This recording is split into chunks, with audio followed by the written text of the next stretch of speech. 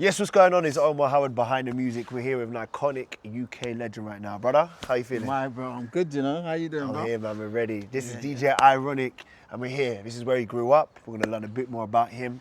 Let's do this. Less crazy, man.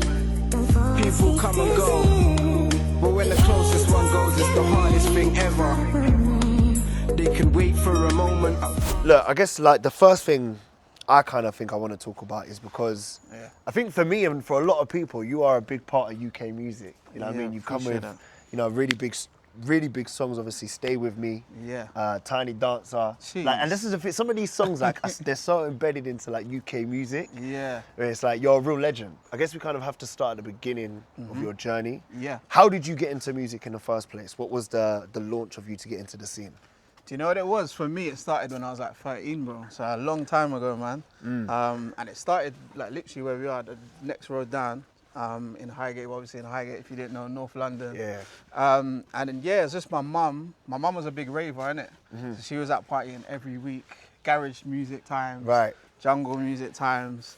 And whenever she came back from raving, she'll be blaring the music while I was a like baby, just sat there, just looking at her, like blaring the music. One of them ones. Yeah, so I think that kind of influenced, first of all, the music into me from young. So when I got to 13, I said to my mum one day, I want a DJ. Can I get some decks? And my stepdad at the time, that Christmas, got me decks, no delay. Big up stepdad. Big up stepdad, big up mumsy for the inspiration. And it all started there, bro. That's when my love for music started at 13. Started out as a DJ and started doing like the UK circuit. For them times it was like UK garage raves, like Twice as Nice. If you're a bit more older, you might remember them raves. But yeah, so I started out then. I went on tour with Soul Solid Crew when they done 21 Seconds, but I was a kid DJing at them times. Okay, so when they were doing 21 Seconds on that tour, how old were you? I would have been about, at that time, I'm bad with ages, my mum will know 100%, but I was probably about 14, 15. Yeah, mad. Yeah. And I was I remember getting into the clubs and I needed crates for me because I was so small. So I need a crate for the DJ box to stand on. Wait, so you DJ'd that tour? Yeah, on the tour I was the DJ, so warming up for them before they came on to perform at that time. Right. Wait, so actually, context, yeah? You're in school.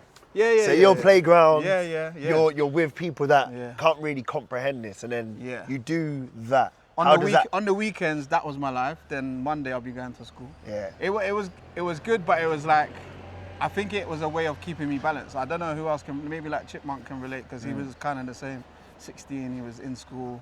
15, do you know what I'm saying? Still spitting bars on the weekends, but it was like a balance because you'll go to school and no one really cares, innit, what you're doing on the weekend. Okay, that's a shock, you know? Because I would have thought people would be like, oh, no way. Yeah. But I guess sometimes kids don't get it. They didn't. Yeah, and I probably didn't get it at the time how huge that was until I look back now, like that's where it started for me, do you know what I'm saying?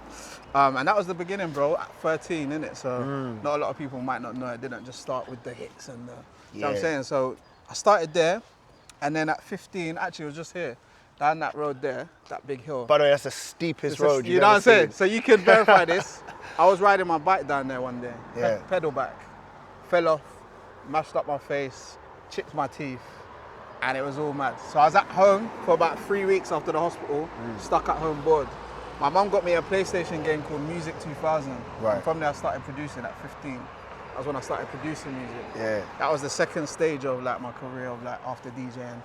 Fell into that. Producing on PS? On PlayStation, yeah. And could you, how did that software work? Could you actually produce decent audio? Yeah, bro. One of the songs I made was played on like Choice FM at that time, it was called, do you know what I'm saying? Stations like that. So it was like, people would be like, oh, right, this 15-year-old is producing music. It wasn't great when I listened back, but it was like something in it because I'm producing music and it's on a PlayStation.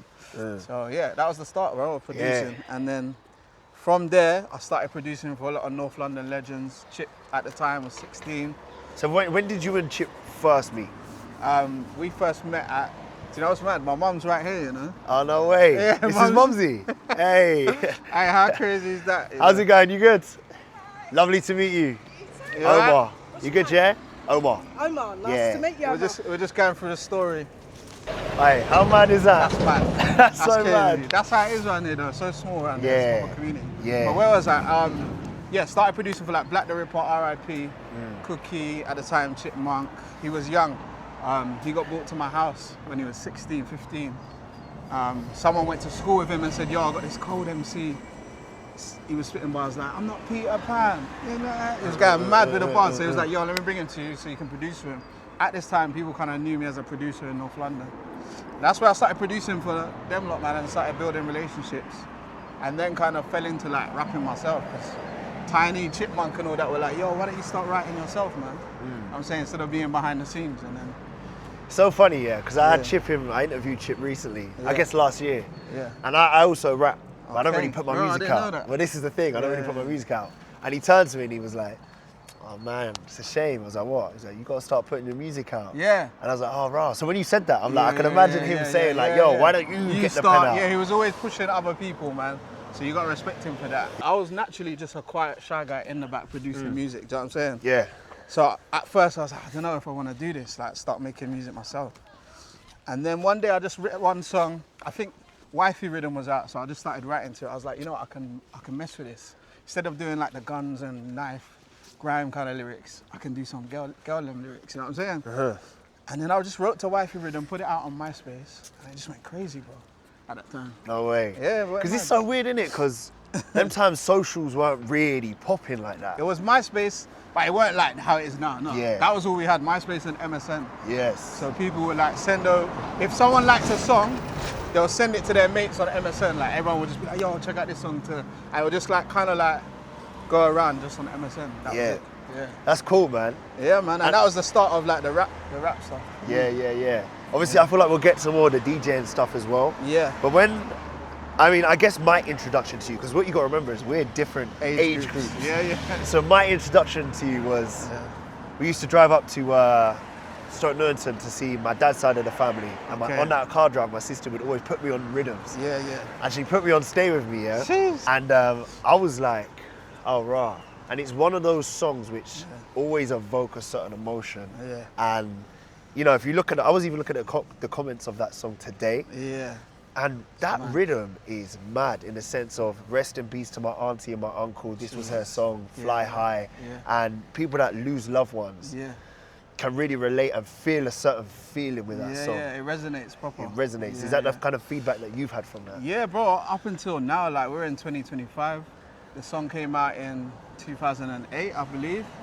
And up until now, I get comments every day saying, I lost someone to this song. This was this person's song. It was played at this person's funeral. And bro, when I was younger, I went to one girl's funeral, R.I.P. Courtney. She was like 15, 16, and that song was played. The amount of emotion I felt in that room from people just feeling that song was like, it actually touched people. I didn't understand until I saw it with my own eyes. So that song, I think, will forever stay with me and be like, no pun intended, and be like a special song for the UK and people that might have lost someone, or, do you know what I'm saying? So, I didn't think when I was writing it would be like that though, honestly. But this is what I'm saying, when you, what, did you have like an intention when you wrote it? No, not at all. It was just like, oh, yo, this is... Yeah, bro, not like that, but it was like, my sister was young in it at the time, and there was a lot of like crime and knife crime and all that going on in the world, and especially in the UK at that time. So I just wanted a song for her to listen to when she gets older and relate to. Yeah. And it just touched everyone, bro, but I never thought it would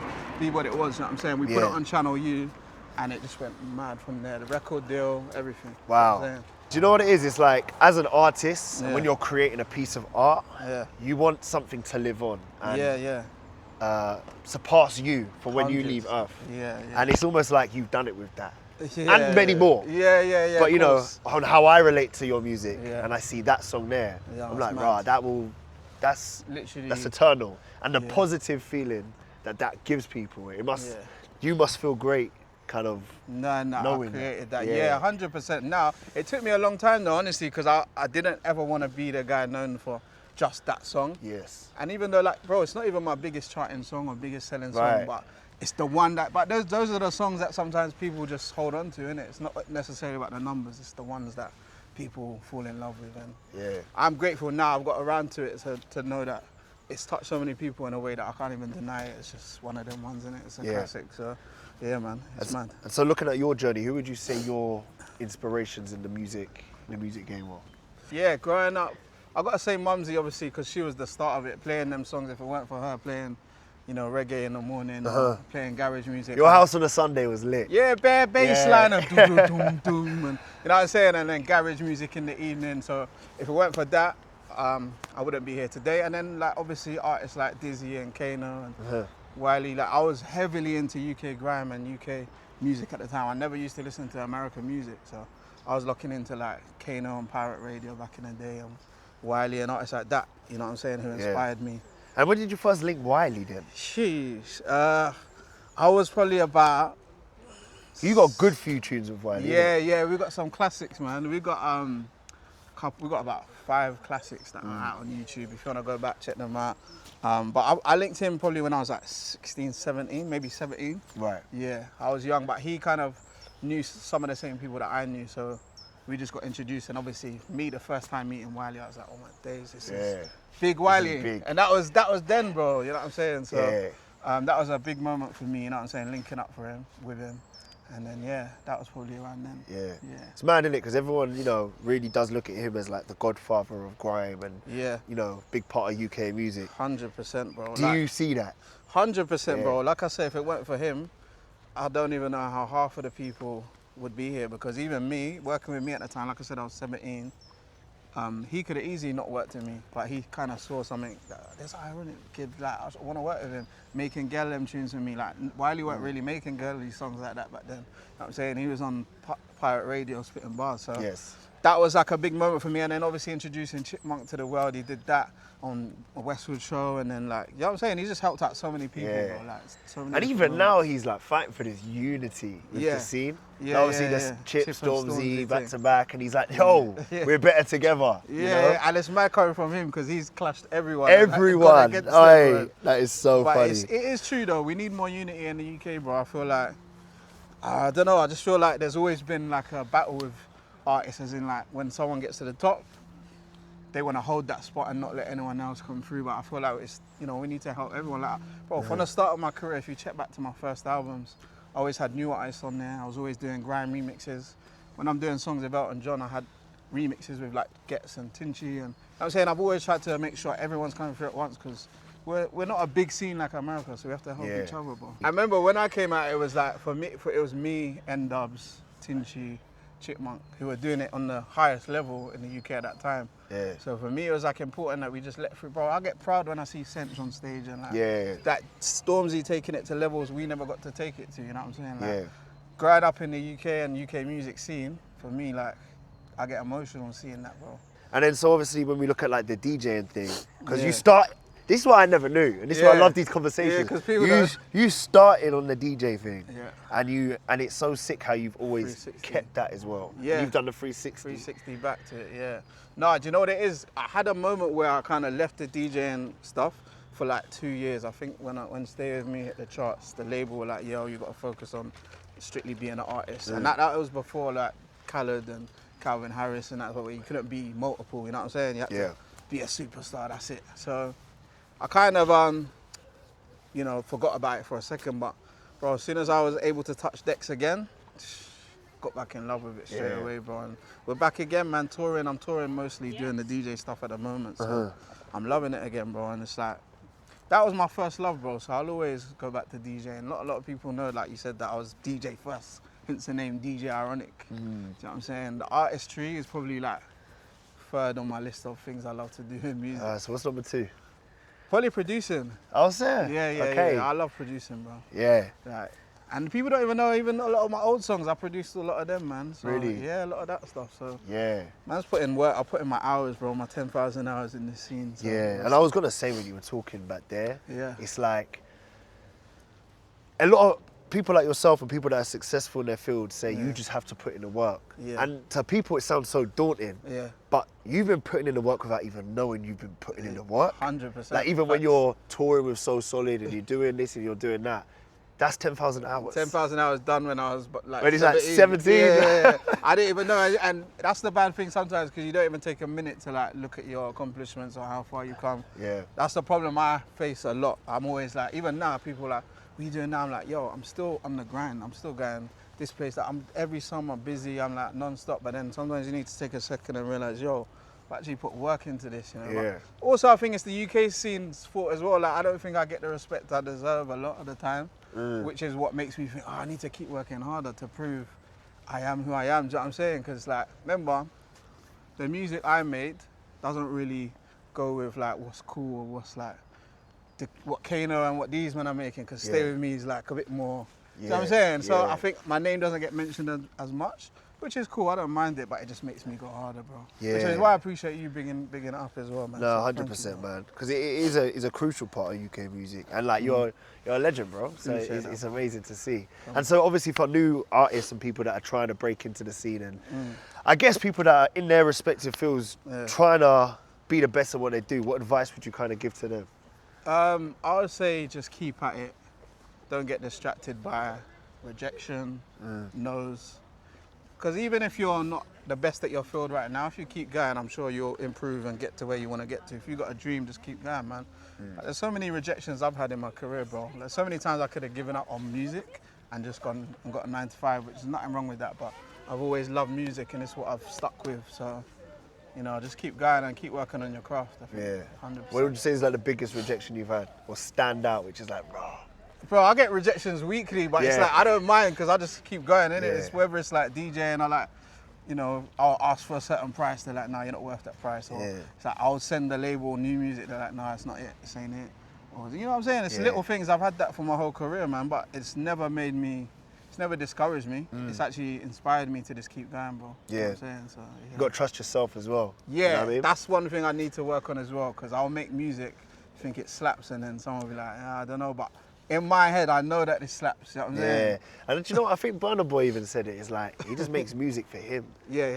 And I always think about this as well. If you make something and you fuck with it, someone out there is gonna fuck with it. Do you know what I mean? 100%. I think Gig says the same thing, like he makes music for him and the man.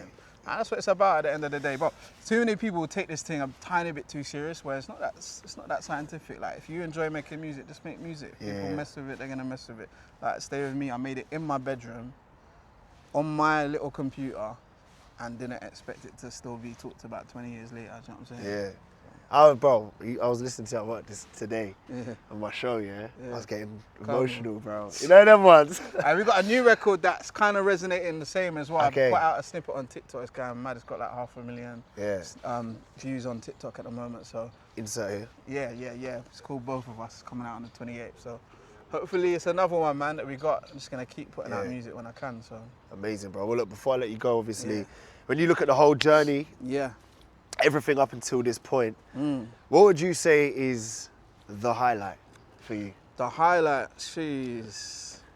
Which I can imagine is bare. There's so like, many. This guy's going touring in Thailand soon. So. Yeah. That's, you know, there's highlights now going on, but there's certain moments in my career I can say I made my mum proud, being nominated for Mobile Awards.